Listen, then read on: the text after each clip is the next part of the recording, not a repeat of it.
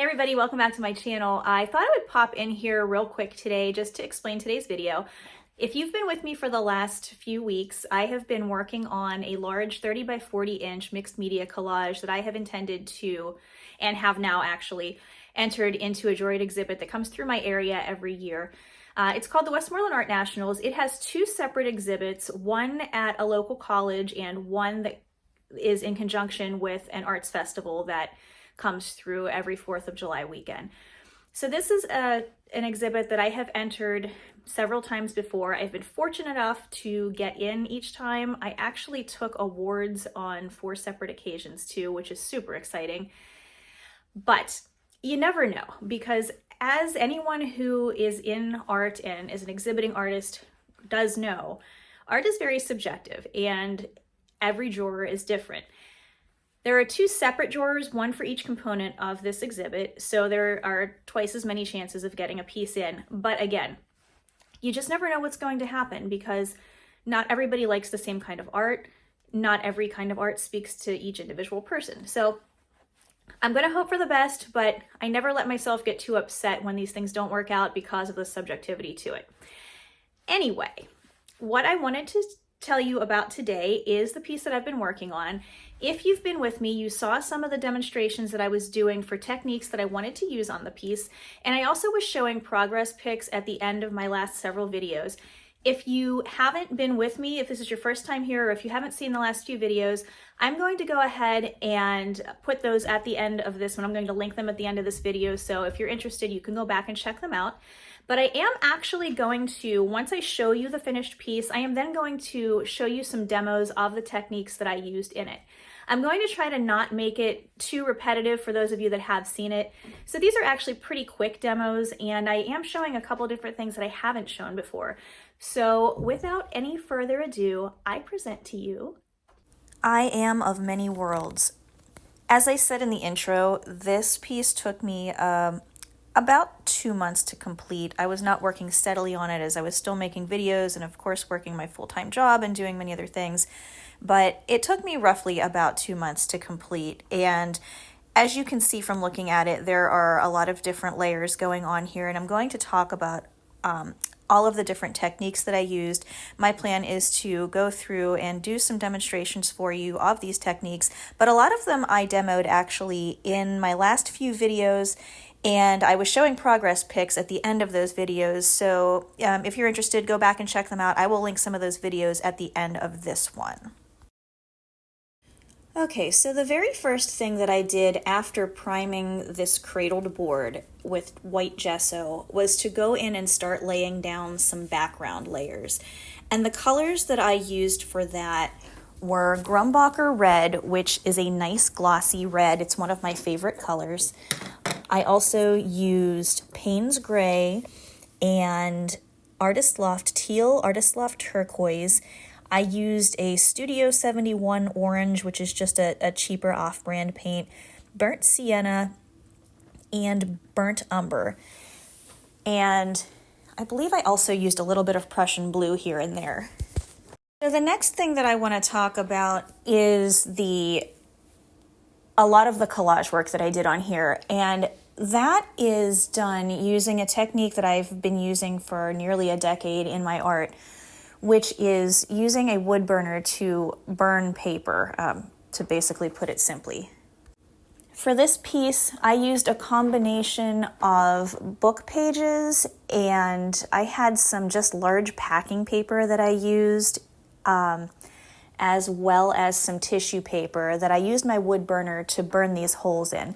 I'm going to quickly demonstrate that technique for you, but I really just love the way that it gives such a visceral, kind of raw, worn, lived-in, kind of faded feel to it, if that makes any sense. But the quality of these papers is something that I've always been drawn to, and I immediately knew from the inception of this piece that that was a technique that I was going to employ in a couple of different ways. So right now I'm going to do a quick demo of how I make these papers. The first thing I did here was heat up my wood burner and set down a damp shop towel in case there are any fires on the page that I can quickly put out. I'm just simply going in and burning holes. There is nothing any more difficult than that. I also like to take the wood burner and go around all of the edges to create that burned paper look consistently all the way around. So I'm going to go ahead and just show you a little tiny bit of this, and then I will cut to the end where the piece is finished.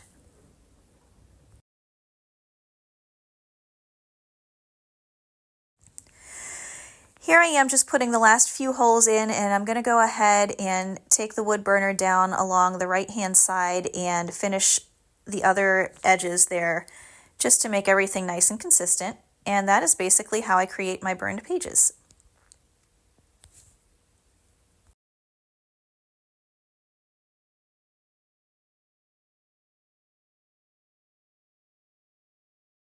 Now, one thing you may have noticed in looking at those burned collage papers that I used is a lot of them had a metallic sheen to them. And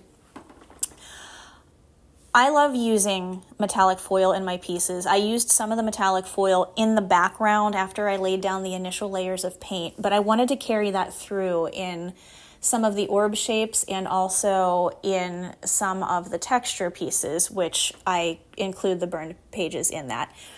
So after troubleshooting it for a while, I found that the best way to accomplish that is to have the pieces burned and cut, layer a foil adhesive on top, which has to cure for about a half an hour, and then just smoothing the copper foil that I used on top of that. I tried it several different ways. I tried making a sheet and then burning the holes into the pre-foiled sheets, which is a terrible idea because the foil adhesive is such a caustic, toxic chemical that the instant I started burning that, I realized that was something that no one should be breathing in. So I definitely needed to find a different way. So what I did was then just make the pieces, cover it with the foil, and that worked out really well. And that's what you see me doing here. I have my burned piece, I put the adhesive on it, let it sit for a half an hour, and now I'm just applying the gold foil. I've got a soft bristled brush that I'm rubbing the excess off with, and then I am going to go in with a stiffer bristled brush, and it cleans up everything nicely and kind of burnishes down the foil so that it really gives it the shine that you expect to see with the metallic foil. And now that it's done, I want to show it to you in its entirety, and I'm actually going to pull up a darker sheet of paper here to lay it on top of so that you can really get the full effect of it. I really love the way it looks on top of this paper, and even just seeing it lay like that gives me an idea for maybe a future piece. I don't know. I just like trying different things, and I think it looks really cool. One other thing I'm sure you noticed as I was panning over the piece was the use of polka dots. Polka dots are another thing. I love circles, I love dots. I just think that they add something. It's just another quality that I like to use in my pieces. So what I did is I used this, I don't even know what this thing is. I'll show you in the demo. It's something that I found at the Dollar Tree, and it has just a polka dot pattern on it, and I've been using it as a stamp basically. And you can see in some places on the piece where I have the black dots, and also I have the metallic dots. There are other spots where I have, and I'm going to zoom in here for a second and show you. I used some of my jelly prints on here as collage material, and I love using the polka dots on the gel prints. I think it makes a really cool look. And so I've used quite a bit of those as well. And using the same pattern in multiple places in multiple ways is a really good way to pull a piece together and have some continuity in the piece. So that was another reason why I chose to use the polka dots in so many places. For the black stamped ones, it was pretty basic. I just rolled out a little bit of black paint onto just a piece of scrap paper with my brayer, rolled it over top of the polka dot stamp, and placed it down. I knew I wanted some of the foil ones on there too, but I wasn't exactly sure how to do it or how to do it in the best way. So I experimented a little bit, and I'm going to show you what I did. There's no real trick to it. I used some of the foil adhesive Much in the same way as I did the black paint, I just spread a little bit out on a piece of cardboard, used my brayer to roll it out, put it on the stamp, stamped it down, and then with the foil adhesive, like I had mentioned before, you need to give it about a half an hour cure time. Then you can put the foil on and brush away the excess. So I'm going to do a brief demo of that right now for you.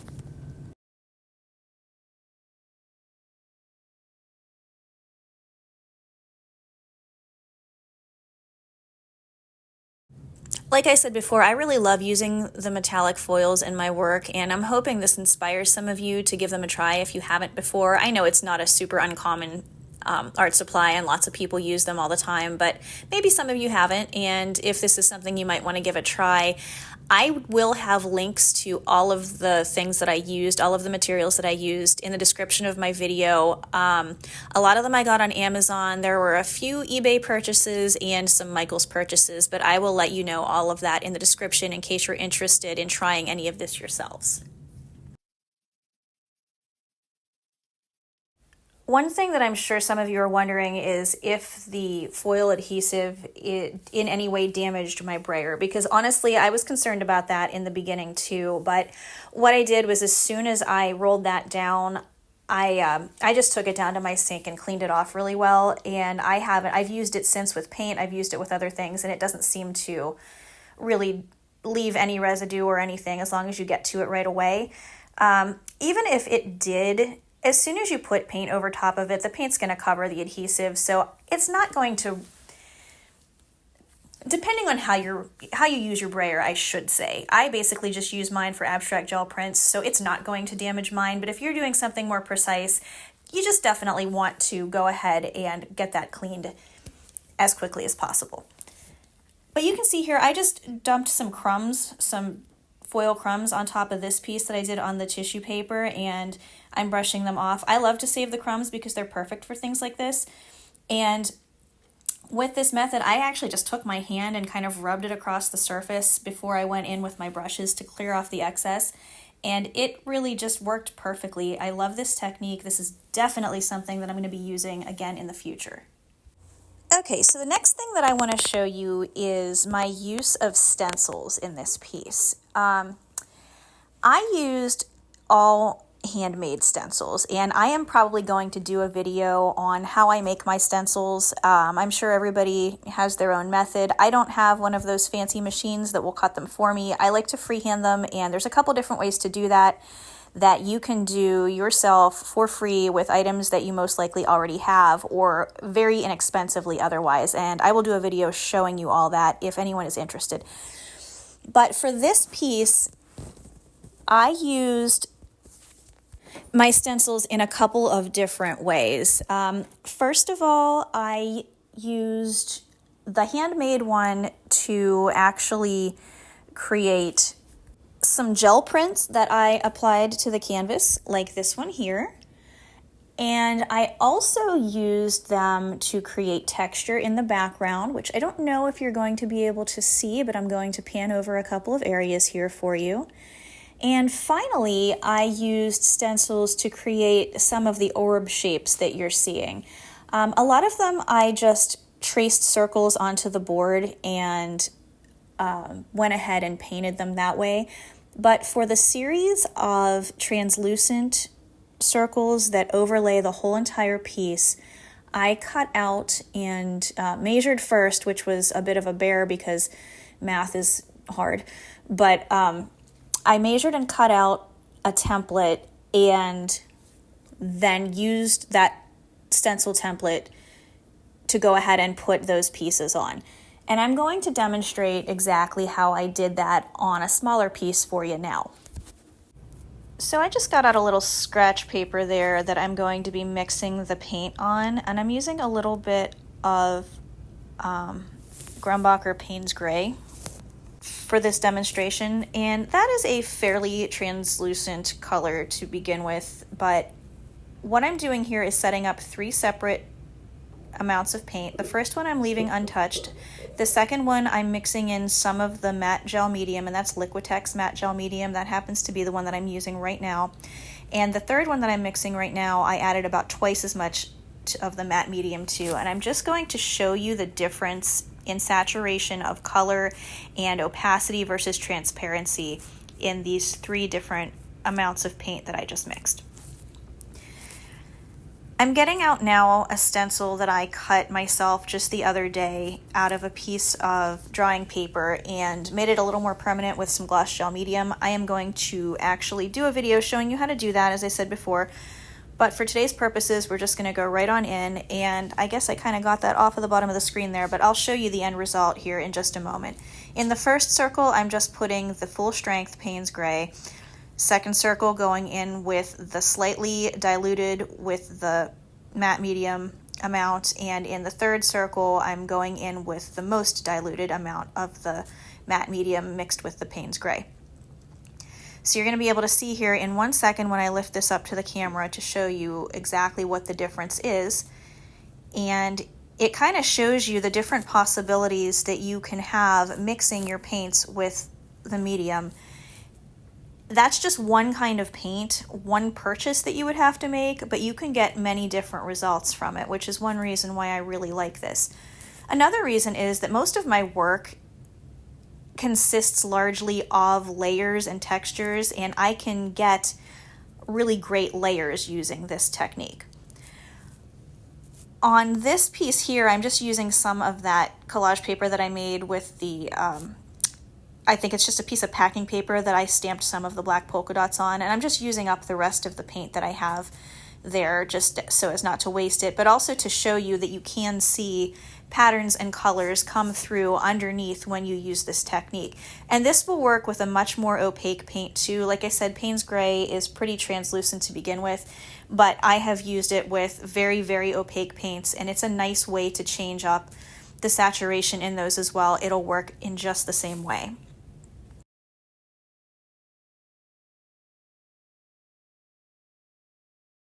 And you can see here exactly what I mean. The first one, of course, is darker because it has less of the matte medium mixed in. The second one, much lighter. But you can definitely see the pattern through both of them, and that opens up a whole new world of ideas.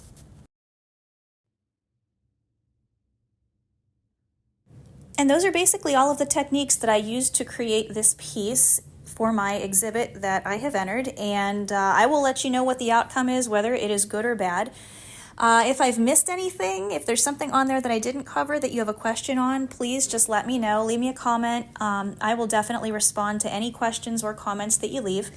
Thank you everyone who's subscribed in the last week. You guys are awesome. I am so close to 2,000 subscribers. If you haven't had a chance to subscribe yet, go ahead and do so now. Leave me a thumbs up on the way out, and I will talk to you again next week. You all have a great day.